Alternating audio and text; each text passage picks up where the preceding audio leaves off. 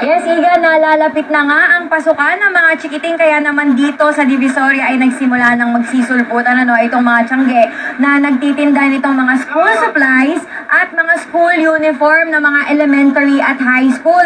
Dito sa tiyangge kung nasaan tayo ngayon, itong mga notebooks po na nakikita nyo ay nasa 8 to 10 pesos po ang halaga ng bawat isa. Yung mga ganito po na walang tahi. Ang presyo po nito ay 8 pesos. Mas mahal po yung mga ganito, kasi tinahi siya isa-isa. Mas mahirap po kasing gawin yan. Yung mga bags naman po, ang presyo po ng mga bags dito ay 150. Yan po nakikita nyo may mga cartoon characters.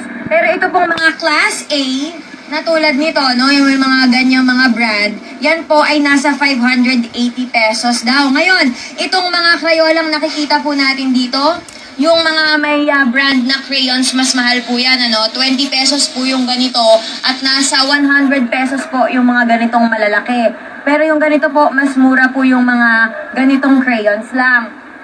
Samantala, yung mga lapis, nasa 8 to 12 pesos. Yung mga maninipes, 8 pesos po yung isang piraso nito. Pero yung jumbo na tinatawag nila ay 12 pesos po ang isa niyan. Ang ballpen dito ay nasa 7 to 15 pesos. Ayan, mas mahal po yung mga ganyan, yung mga naiiba-iba yung kulay.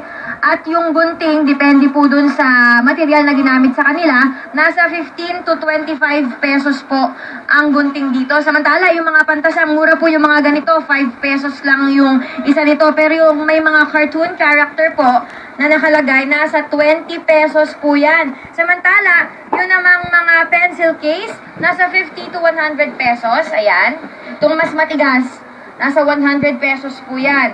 At meron din dito, Iga, na tinitindang mga sapatos. Nandun, mapapabae, mapalalaki, meron silang tinitinda dyan.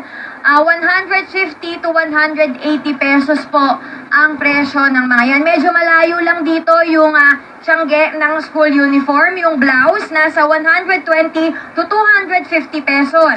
Ang skirt, nasa 115 to 160 pesos.